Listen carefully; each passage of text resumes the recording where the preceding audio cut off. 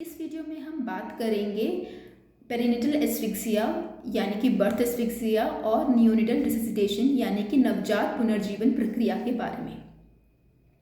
Perinatal asphyxia यानी कि birth asphyxia एक ऐसी कंडीशन है जब बच्चे नवजात शिशु पैदा होने के बाद तुरंत बाद अगर अच्छे से ना रोए या अच्छे से सांस ना लें तो उनके ब्लड में ऑक्सीजन की मात्रा कम होने लग जाती है, जिस ऑक्सीजन की कमी की वजह से बच्चे के ब्रेन में, बच्चे के दिमाग में डैमेज होना शुरू हो जाता है, जिसकी वजह से बच्चा और उसकी सांस की गति लेने का प्रोसेस और स्लो हो जाता है। बच्चे अच्छे से सांस नहीं ले पाता, जिसकी वजह से ऑक्सीजन की मात्रा और कम होने लग जाती है और इसकी वजह से ब्रेन पे और बच्चे के बाकी अंग जैसे कि दिल, गुर्दे, आंतों पर भी परमानेंट डैमेज होने के आसार होते हैं।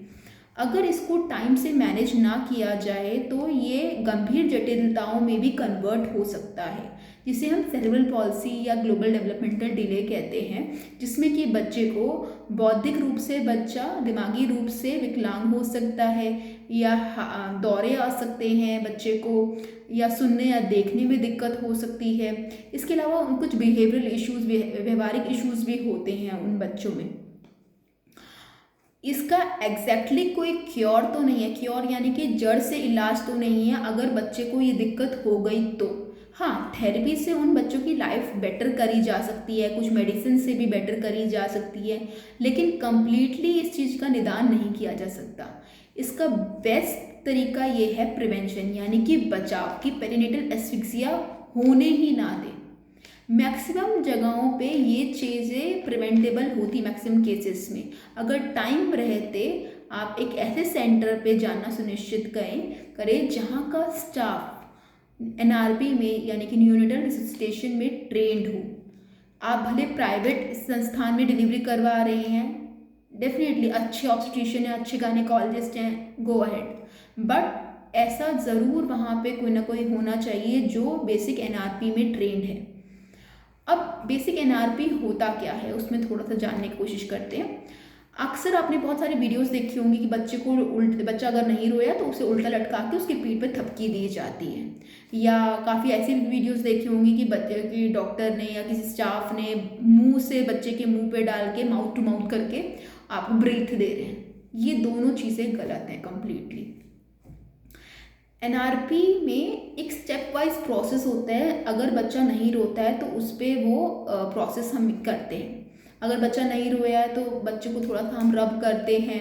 बच्चे के मुंह में गंदा पानी चला गया तो सक्शन बल्ब या कैथेटर के थ्रू से निकाला जाता है, और इसके बाद भी अगर थोड़ी गर्दन को पोजीशन ढंग से किया जाता है, और उसके बाद भी अगर बच्चा नहीं रोया तो हम बैग एंड मास्क वेंटिलेशन करते हैं। इसे हम एम्बू बैग कहते हैं, और ये मास्क होता है तो बच्चे के मुंह पे और नाक को कवर करते हुए इसे लगाया जाता है और धीरे धीरे सांसें दी जाती हैं बच्चे को, कि इसमें जो प्रेजेंट जो एयर है जिसमें ऑक्सीजन भी है तो वो बच्चे के फेफड़ों में जाके बच्चे के फेफड़ों को फुलाएगा और ऑक्सीजन डिलीवर करेगा, जिसकी वजह से खून में ऑक्सीजन की मात्रा बढ़ेगी और जो ब्रेन और बाकी ऑर्गन्स में जो अंगों में जो डैमेज होना था उसे काफ़ी हद तक बचाया जा सकता है। और काफ़ी चांसेस हैं कि अगर इसे ढंग से निपुण तरीके से और टाइम रहते किया जाए तो ये सब जो हमने जटिलताओं की बात करी इसके चांसेस बहुत हद तक कम हो जाते हैं।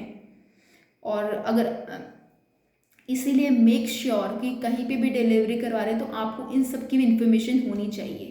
एक टाइम वो था जब इंस्टीट्यूशनल डिलीवरीज हमारे यहाँ इतनी नहीं होती थी, कि नॉर्मली घरों में ही डिलीवरीज होती थी, लेकिन हाँ अब उसको तो काफ़ी हद तक सिक्योर कर लिया है कि अब हॉस्पिटल में ही डिलीवरी होती है, क्योंकि ये सोचा जाता है कि जो प्राइमरी रीज़न था कि माँ की मृत्यु हो जाती थी पोस्टमार्टम हैमरेज की वजह से, तो वो अब प्रिवेंट कर पाए। हाँ, अब हमारा सेकेंड स्टेप है कि बच्चा भी स्वस्थ रहे। बच्चा अगर हो रहा है तो वो अच्छे से रोए, अगर नहीं रो रहा है तो उस पर वहाँ पे एक ऐसा स्टाफ हो जो कि एनआरपी में ट्रेंड हो कि बच्चे को ढंग से मैनेज कर पाए।